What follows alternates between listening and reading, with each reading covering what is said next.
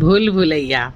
Hello India, hello India. बड़ों को ढेर सारा प्रणाम, छोटों को ढेर सारा प्यार और मेरे सारे सब्सक्राइबर कैसे हो आप सबको ढेर सारा राम राम। Ganpati Bappa Morya. Welcome back to my YouTube channel Simi की डायरी ऑफिशियल में आप लोग का ढेर सारा स्वागत है। दोस्तों, भूल भुलैया मेरी पुरानी उपन्यास है। दोस्तों, मैंने आज तक कम से कम 40 उपन्यास लिखा है, जिसमें 2 उपन्यास तो मैं डाल चुकी हूँ। एक उधार का सुख जो हमारी सिमी की डायरी में है, और दूसरा जो है सुप्यारी भूतनी, जिसे मैंने सिमी की डायरी ऑफिशियल में डाला हुआ है। तो अब दोनों उपन्यास मेरा ख़त्म हो चुका है, तो दोनों में मैं नया उपन्यास स्टार्ट करने वाली हूँ। तो सिमी की डायरी में रखूँगी मीठी, और इसमें रखने वाली हूँ भूल भुलैया। दोस्तों, दिवाली का पर्व आ रहा है, आप लोग को हैप्पी दीपावली की ढेर सारी शुभकामनाएं। और मैं जो है सो काफ़ी बिजी हूँ, काफ़ी व्यस्त हूँ, काम कर रही हूँ, हाउसवाइफ हूँ, तो इसलिए देर सवेर हमारे वीडियो आएंगे। तो इसके लिए आप लोग चिंता मत कीजिएगा, जब जैसा टाइम मिलेगा मैं वीडियो ज़रूर डालूंगी। तो चलिए, आज का जो कहानी है भूल भुलैया, उसका पहला पार्ट, फर्स्ट एपिसोड मैं रखने जा रही हूँ। तो भूल भुलैया मेरा हिंदी नॉवल का फर्स्ट एपिसोड मैं आप लोगों के समक्ष रखने जा रही हूँ। मुंबई महानगर में एक सेठ रहते हैं, जिनका नाम जो है सो लक्ष्मी दास है। करोड़ों अरबों का कारोबार है उनका, चीनी मिल, दाल मिल, कपड़ा मिल, अपना शोरूम, अपना बाजार, किसी चीज़ की दिक्कत नहीं। पैसों की तो जैसे लगी है भरमार, पर सेठ सेठानी को बस एक ही चिंता है, और वो है औलाद की। ऐसी बात नहीं कि सेठानी बांझ है, उसे बच्चा नहीं होता, ऐसा बात नहीं है। पर ये भगवान की क्या माया है कि एक भी बच्चा जिंदा नहीं होता है, बल्कि सारे बच्चे मरे हुए ही पैदा होते हैं। देखते ही देखते 5-6 बार ऐसा हो गया है। सेठ तथा सेठानी काफ़ी चिंतित रहते हैं। सेठ तो दूसरा बच्चा गोद लेने की भी बात करते हैं, पर सेठानी मानती ही नहीं है। बोलती है कि भगवान के घर देर है अंधेर नहीं, कम से कम एक जिंदा बच्चा तो भगवान मुझे ज़रूर से ज़रूर देंगे। पर बार बार ऐसा ही होता है, और बार बार ऐसा होने से सेठानी बीमार रहने लगी है। उनका हार्ट कमज़ोर हो गया है, उन्होंने हार्ट डिजीज हो गया है।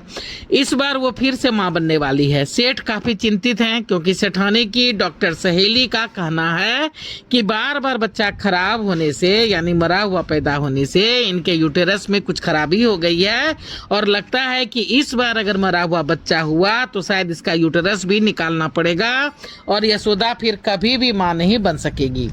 फिर वही होता है जिसका डर था। यशोदा एक मरी बच्ची को जन्म देती है, पर वो बेहोश है, इसलिए उसे अभी कुछ भी पता नहीं है। यशोदा की हालत काफ़ी नाजुक है। उसकी सहेली का कहना है कि यदि वो मरा बच्चा देखेगी तो खुद भी मर जाएगी, क्योंकि एक तो वो हार्ट पेशेंट है, और ऊपर से उसे ये मालूम है कि ये उसका अंतिम चांस है, इसके बाद वो मां नहीं बन सकती। सेठ लक्ष्मीदास काफ़ी चिंतित हो उठते हैं, और मुंबई और उसके आसपास इलाके के जो भी हॉस्पिटल हैं तथा अनाथ आश्रम है, सभी में पता करवाते हैं कि कहीं से कोई नवजात शिशु अगर मिल जाए तो अच्छा, तो मेरा काम आसान हो जाए। पर सब जगह से नाउम्मीद हो जाते हैं।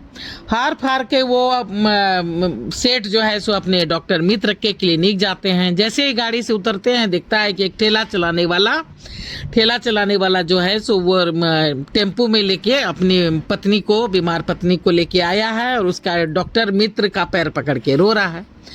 बाहर जो है सो टेम्पू में उसकी बीवी जो है सो दर्द से तड़प रही है, करहा रही है। ठेला वाला बोल रहा है कि मेरी पत्नी को बचा लीजिए डॉक्टर साहब, मुझ गरीब के पास एक भी पैसा नहीं है, कि मैं आपका एहसान कभी नहीं भूलूंगा। भगवान आपको इज्जत, शोहरत, धन दौलत सब कुछ दे। डॉक्टर बोलते हैं कि ये सरकारी अस्पताल नहीं है, तुम सरकारी अस्पताल चले जाओ। ठेला वाला बोल रहा है तो वो तो यहाँ से बहुत दूर है डॉक्टर साहब, तब तक तो मेरी बीवी मर जाएगी। इतने में ही सेठ लक्ष्मीदास आते हैं, बोलते हैं इस बेचारी की पत्नी को स्पेशल वार्ड में ले जाओ और तुरंत उस पर ध्यान दो। डॉक्टर जितना भी खर्च होगा मैं भिजवा दूंगा। डॉक्टर, पर यार तुम इस लफड़े में क्यों पड़ना चाह रहे हो? दुनिया में गरीबों की कमी नहीं है। सेठ बोलता है तुम बहस मत करो, उधर देखो उस बेचारी की हालत मुझसे देखी नहीं जा रही है।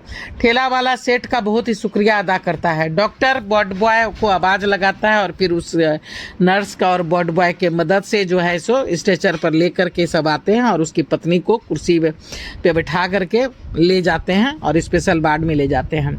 सेठ तथा डॉक्टर थोड़ी देर अपने केबिन में आते हैं, बैठते हैं, चाय पीते हैं और उसके बाद जो है सो लक्ष्मी दास से कहते हैं, एक डॉक्टर बोलते हैं कि बोलो क्या बात है, बहुत चिंतित नजर आ रहे हो। सेठ सारी बात विस्तार से बता देता है, फिर कहता है कि क्या करूं यार, हार फार के तेरे पास आया हूं, अब तू ही कहीं से कुछ मदद कर सके तो जिंदगी भर आसानमंद रहूंगा तुम्हारा, वरना मेरी यशोदा तो इस बार नहीं बचेगी। डॉक्टर रमन कुछ देर तक यहाँ वहाँ अनाथ आश्रम तथा क्लिनिक में फोन करके पूछताछ करते हैं पर निराशा ही हाथ लगती है। हार फार के वो कहते हैं कहाँ यार, कोई भी नवजात शिशु तो मिल ही नहीं रहा है। तब तक चाय आ जाता है, दोनों दोस्त चाय पीने लगते हैं। इतने में एक सिस्टर घबरा करके अंदर आती है। सिस्टर बोलती है सर उस औरत के साथ काफ़ी दिक्कतें पेश आ रही है, लगता है सिजेरियन करना पड़ेगा। डॉक्टर बोलते हैं कि ठीक है आप लोग पूरी तैयारी कीजिए, मैं चाय पी कर आता हूँ। सेठ डॉक्टर साहब से, डॉक्टर रमन से विदा लेकर के अपने घर आ जाते हैं। जैसे ही आके सोफे पे बैठते हैं फोन घनघना उठता है। सेठ फोन उठाते हैं, डॉक्टर निर्मला का फोन है। निर्मला बोलती है सेठ साहब कुछ इंतजाम हुआ कि नहीं? सेठ बोल रहे हैं कहाँ, मैं तो काफ़ी परेशान हूँ, कुछ समझ में नहीं आता है, अब आगे ईश्वर की जो मर्जी हो। निर्मला बोलती है कि जसोदा को थोड़ी देर के लिए होश आया था और मेरे मुंह से निकल गया कि लड़की हुई है। अभी तो फिलहाल वो बेहोश हो गई है, उसकी स्थिति ठीक नहीं है। डर की कोई बात तो ऐसे नहीं है, पर होश में आने के बाद ना जाने फिर कैसी प्रतिक्रिया हो। खैर ठीक है आप आराम करें, मैं आज यहीं रात यशोदा के पास ही रह लूँगी। सेठ बोलते हैं ठीक है। फ़ोन रखते हैं, फ्रेश होकर के खाना खाते हैं और खाना खा कर के अपने कमरे में सोने चले जाते हैं। तब तक फिर से फ़ोन बज उठता है। सेठ फ़ोन उठाते हैं तो डॉक्टर रमन उधर से बोल रहा है कि लक्ष्मी लो भगवान ने तुम्हारी सुन ली, तुम जल्दी से मेरे क्लिनिक आ जाओ, बाकी सारी बातें मैं यहीं पे तुम्हें बताऊंगा। सेठ बोलते हैं अच्छा ठीक है। कह के खुद गाड़ी लेकर के डॉक्टर रमन के क्लिनिक पहुंचते हैं। घर के सभी नौकर चाकर ड्राइवर माली सभी को पता था कि सेठानी को बच्चा होने वाला है। अपने डॉक्टर सहेली के क्लिनिक में भर्ती है, पर इस बार सेठ ने किसी भी नौकर चाकर को वहां जाने नहीं दिया था। उन्हें डर था कि अगर बच्चा मरा हुआ और यदि दूसरे नवजात शिशु को गोद लूंगा तो ये सब बातें जो है सो सभी नौकर चाकर जान जाएंगे, जो भविष्य में कभी न कभी किसी न किसी तरह से यशोदा को इसका बात का पता चल जाएगा। इसलिए सेठ लक्ष्मीदास और डॉक्टर निर्मला सब कुछ पहले से ही तय करके रखा था। यशोदा की सेवा में डॉक्टर निर्मला की बिल्कुल विश्वास पात्र नौकरानी और सिस्टर ही लगी हुई थी और अब भी इसीलिए सेठ खुद जो है सो अकेले गाड़ी लेकर के जाते हैं, किसी ड्राइवर को साथ लेके नहीं जाते हैं ताकि किसी तरह का कोई भेद नहीं खुल जाए। सेठ जैसे ही अपने दोस्त रमन के क्लिनिक पहुंचते हैं, उसके केबिन में तेजी से जाते हैं तो देखता है कि ठेला वाला बैठ के रो रहा है, तो डॉक्टर से कुछ कह रहा है। डॉक्टर बोलते हैं अच्छा ठीक है तुम जाओ। ठेला वाला बाहर निकल जाता है। सेठ अंदर आता है। सेठ लक्ष्मीदास बोलते हैं कि कहो डॉक्टर। अरे बैठो तो सही। सेठ बैठ जाते हैं। डॉक्टर साहब बोल रहे हैं कि ये ठेला वाला को 2 लड़की एक साथ हुई है। खबर सुन के खुश होना तो दूर, तब से रोए जा रहा है। बोलता है बहुत गरीब हूँ डॉक्टर साहब, बेटा होता तो और बात थी, पर ये 2 बेटी का भार मैं नहीं संभाल पाऊंगा। जनानी अगर होश में आ गई तो ममता की मारी मेरी एक ना सुनेगी, फिर बेटा के लोभ में दूसरा बच्चा तो फिर होगा ही, और मैं भला कितनों का पेट भरूंगा, मैं सबों का पेट नहीं भर सकूंगा, मैं बहुत गरीब हूँ। आप ऐसा कीजिए कि एक लड़की को किसी अच्छे अनाथ आश्रम में डलवा दीजिए, कम से कम एक अच्छी तरह से पला पोसा तो जाएगी, फिर अगर उसकी तकदीर अच्छी हुई तो कोई ना कोई अच्छा घर वाला उसे गोद ले लेगा। मेरे घर जा करके क्या पाएगी, मैं भी भूल जाऊंगा कि मुझे 2 बेटी हुई थी। फिर मेरी जनानी तो अभी बेहोश है, वो तो कुछ जानती भी नहीं। अभी मैंने तो उसे कुछ नहीं कहा है, क्योंकि ऐसा कई बार देख चुका हूँ। गरीब पैसे के लोभ में किसी सेठ या किसी अच्छे खाते पीते लोगों को बच्चे तो अपना दे देते हैं, हैं, पर फिर उसे जिंदगी भर ब्लैकमेल करके अपना उल्लू सीधा करते हैं। कहो क्या कहूँ, डॉक्टर साहब सेठ लक्ष्मीदास से बोल रहे हैं। सेठ कुछ देर सोचते रहते हैं, फिर कहते हैं कि मैं डॉक्टर निर्मला के क्लिनिक चला जाता हूँ, तुम बच्चों को किसी सिस्टर के मार्फत वहीं पहुंचा दो, क्योंकि मैं खुद रिस्क नहीं लेना चाहता, यशोदा की जिंदगी का सवाल है। डॉक्टर रमन बोल रहा है कि डॉक्टर रमन चुपचाप कुछ देर सोचते रहते हैं, फिर कहते हैं ठीक है तुम जाओ, मैं खुद थोड़ी देर में बच्ची को लेके वहीं आ जाता हूँ। सेठ चले जाते हैं। डॉक्टर रमन बाहर निकलते हैं, देखते हैं कि ठेला वाला वहीं बाहर बैठे बेंच पे सोया हुआ है। डॉक्टर रमन उसे आवाज लगाता है, सुनो। ठेला वाला हल्की नींद में था, चौंक उठता है। जी साहब बोलिए। डॉक्टर रमन बोल रहे हैं कि यहाँ अंदर मेरे केबिन में आओ, तुमसे बात करना है। ठेला वाला अंदर आ जाता है। डॉक्टर रमन उसके चेहरे को काफी गौर से बहुत देर तक देखते रहते हैं, फिर बोलते हैं तुम फिर से एक बार अच्छी तरह से सोच लो बेटी का क्या करना है, क्योंकि तुम्हारी जनानी तो सवेरे तक होश में आएगी।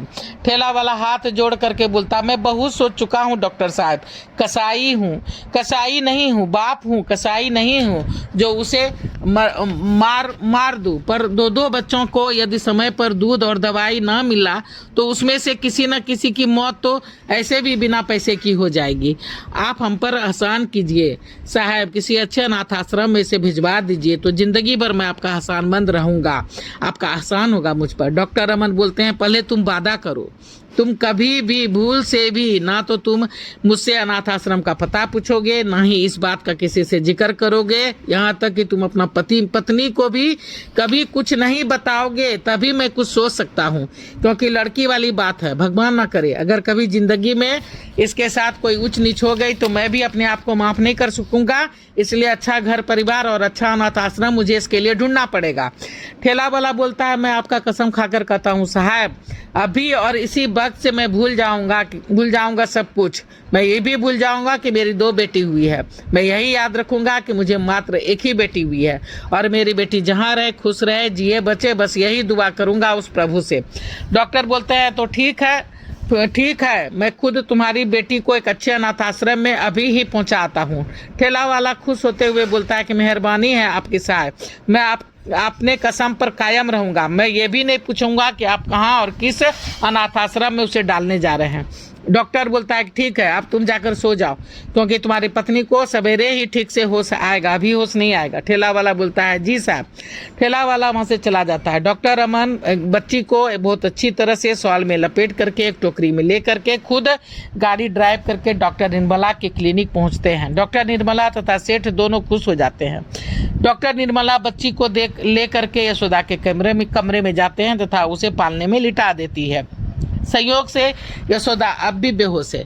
डॉक्टर रमन बोलता है कि अब मैं चलता हूँ, तुम निश्चिंत रहो लक्ष्मी, मैंने सिस्टर को भी इसे अनाथ आश्रम में ही रखने वाली बात कही है और यही कह के यहाँ आया हूँ, मेरे अलावा ये किसी को भी नहीं पता है, ये राज मेरे साथ ही जाएगा। सेठ लक्ष्मीदास दोस्त का हाथ पकड़ लेते हैं, सिसक पड़ते हैं, दोस्त हो तो तुम्हारे जैसा, अरे मुझे बच्चा से ज्यादा तो यशोदा की फिक्र थी, तुमने उसे बचा करके मुझे नया जीवन दिया है, तुम तो जानते हो मैं उसे कितना चाहता हूँ।